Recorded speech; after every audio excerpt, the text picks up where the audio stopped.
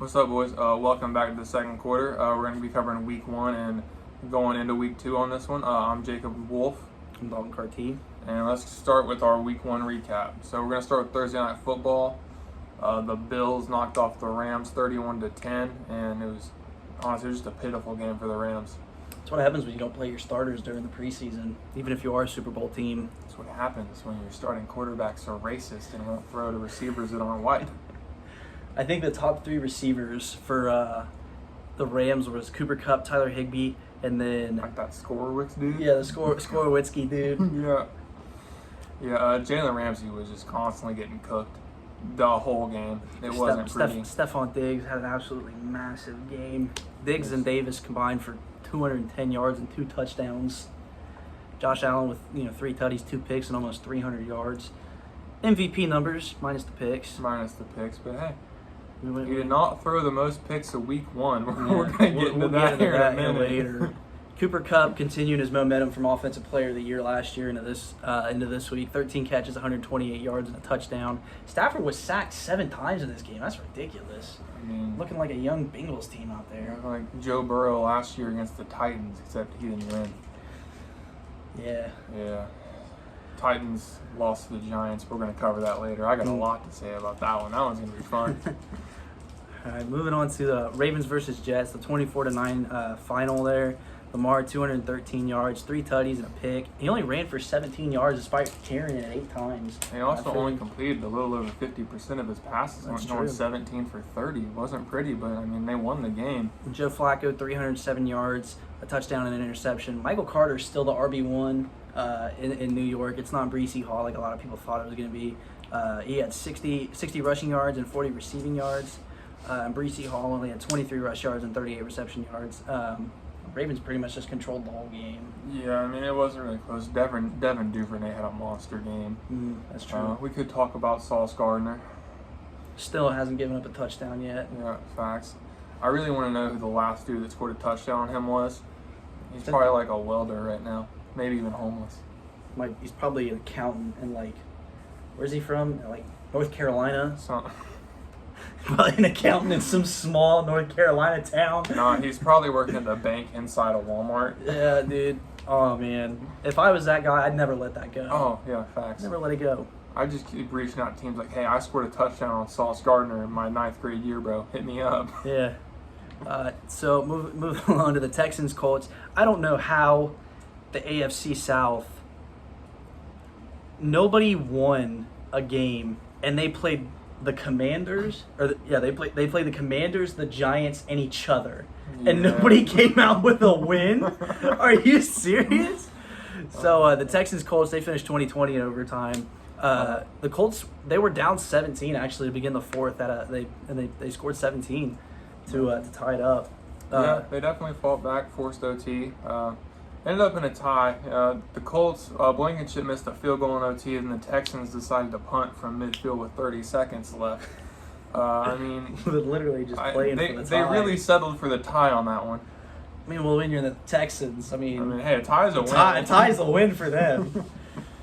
Jonathan Taylor, carrying his momentum too. He had 180 scrimmage yards and a touchdown, and then Michael Pittman with 9 catches, 121 yards of Matt Ryan's 352 total yards.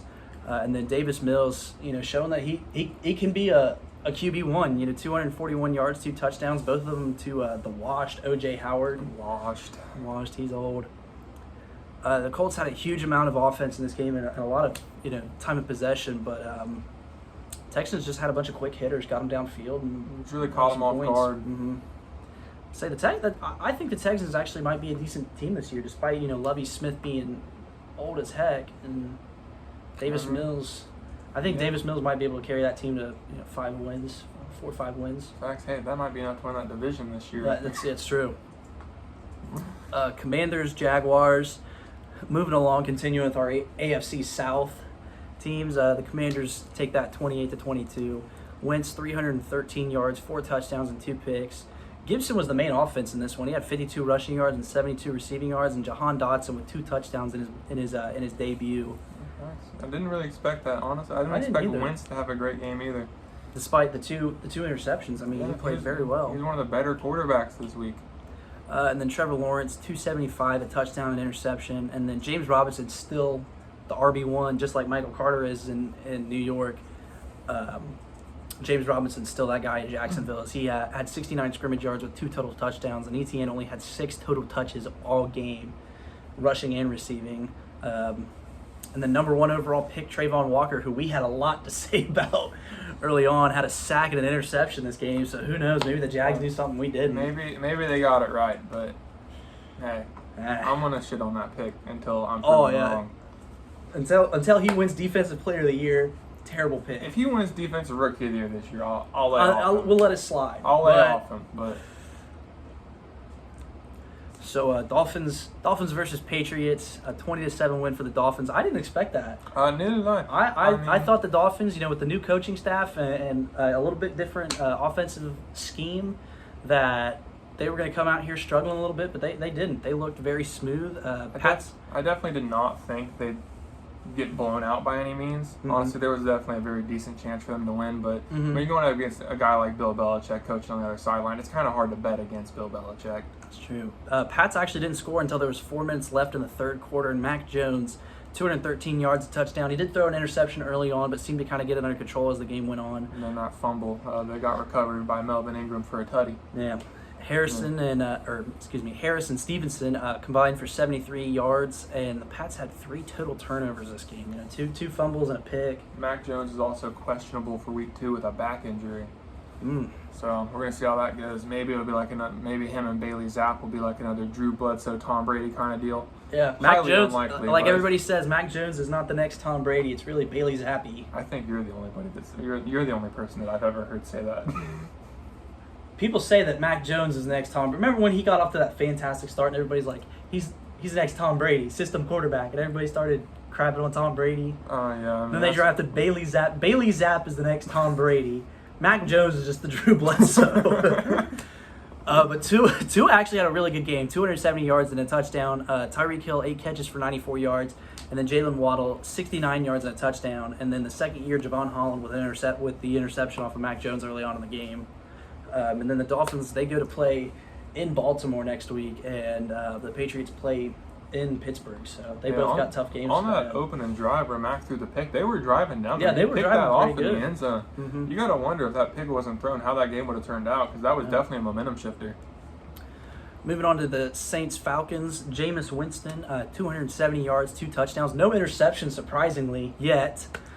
And then Thomas in his return game had 2 touchdowns, which sucks because in every fantasy league that I have him, I put him on the bench because I was waiting for him to have his big game, and then he had it week 1. Yeah, you got your big game. Now you can put him in. Yeah, Landry with 114 yards, and then Chris Olave in his debut had 3 catches for 41 yards. Taysom Hill also had 84 rushing yards. The quarterback in a tutty. Yeah, 57 of it came on one play though, just busted free and was able to run. That's Taysom Hill for you. And then Marcus Mariota with 215 yards, 72 rushing yards with a touchdown. He also fumbled as well, I think twice. That might have been one. I know once for a turnover. It might have been twice. And then Cordero Patterson with 122 yards and a touchdown. And then Drake London, 5 catches, 72 yards in his debut. So a couple rookies. The top 2, or 2 of the top 3 rookie receivers taken in that class went head to head. And I think Drake London had a better game. I think he did too. Drake London has a lot of potential, but so does Olave. He's a really, really good route runner. Mm-hmm. But at this moment, I feel like just with his physicality and the kind of deep balls a lot of teams like to throw, Drake London's that guy right now. I just want to point out that I said Kyle Pitts was a bust this year, and so far that's been proven to be true. Who knows about next week when they go on to take the Rams? I don't think he's going to be doing much there either. I'm projecting we'll get into that later, but Falcons aren't scoring a touchdown this game, I'll tell you that. Well, that's bold. You saw what the Rams did against a good team. That means the Rams are mediocre. Okay. We'll also talk about that later, too, with our overreactions. So Eagles versus Lions, 38-35. Tons of offense for both teams. They totaled almost 900 yards together. Jared Goff, 215 yards, 2 touchdowns, and a pick. And then DeAndre Swift, picking up where he left off last year before he got hurt, 144 yards and a touchdown. A.J. Brown brought in 10 receptions, 155 yards in his Eagles debut, which I really just did not expect it. Like I tell you what, watching a lot of him in Tennessee. He's a monster whenever he's on the field. And now that he's got a quarterback that can actually throw the ball in Jalen Hurts, I think he's going to do great. Oh, no, he's definitely a monster. He was definitely worth the $100 million that they coughed up and Tennessee didn't. You just never expect that in a guy's first game with a new team, especially a guy like A.J. Brown who kind of has some injury problems and isn't necessarily like a top-tier receiver. Took a lot away from Devontae Smith, though, that's for sure. Yeah, definitely. The Eagles had 4 rushing touchdowns, all 4 from different players. Yeah, I did see that. Yeah, everybody who carried the ball had a touchdown that game. James Bradbury got a pick 6 in his Eagles debut. Yeah, Hurts 243 yards and no touchdowns, but he ran for 90. He had 17 attempts for 90 yards and a touchdown. I think it was Those are running back numbers. Yeah, it was the most on the team by I think 9 carries. I think the next best one was 8 carries. So it was insane. And then the Eagles go on to play the Vikings on Monday Night Football, which is weird. There's 2 Monday Night Football games. Bills, Titans, Vikings, Eagles. And they're going to clash with each other because the Titans game starts at 7:15. The other one's at 8:30, right? Yeah. So I don't understand that. I mean, maybe there's COVID. It's COVID. That's what it is. But then the Lions, they go to play the Commanders at home. So I'm expecting a lot from the Lions for that game. Steelers, Bengals. We've been waiting to talk about. Let me do this one. Go right ahead. Let me do this one. Joe Burrow is ass. Joe Bummo. He fucking sucks at football. 4 interceptions, 2 fumbles, only one of them lost, but still. 4 in the first half. Yeah, 4 in the first half.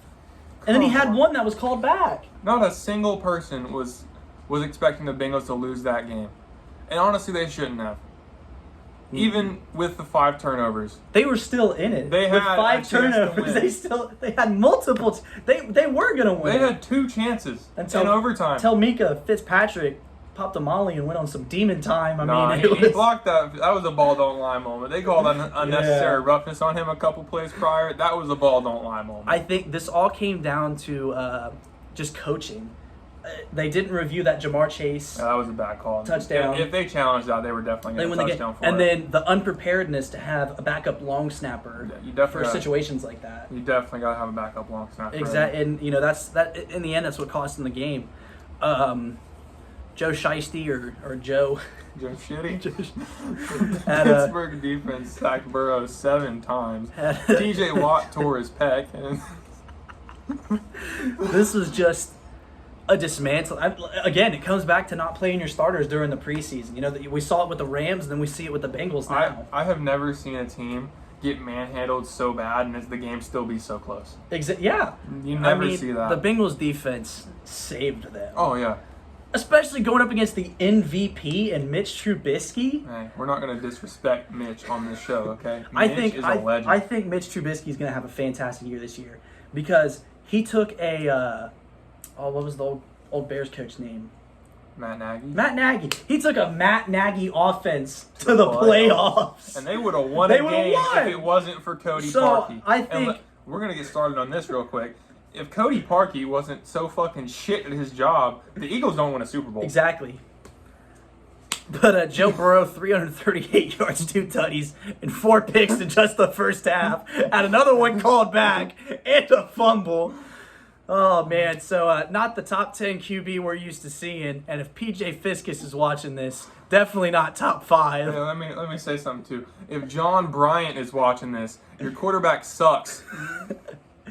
Joe Mixon, 27 carries for 82 yards. And then Jamar Chase doing Jamar Chase things. 10 catches for 129 yards and a tutty. Really the only receiver on that team this week.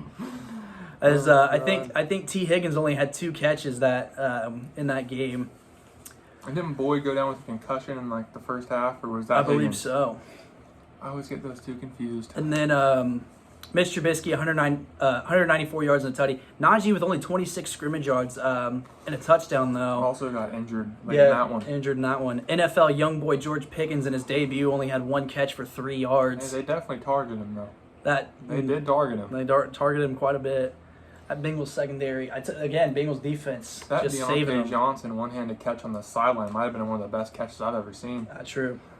That was ridiculous. And so the Jamar one that didn't count in the end zone, that was insane. I'm going to flash back to the Odell catch in 2016.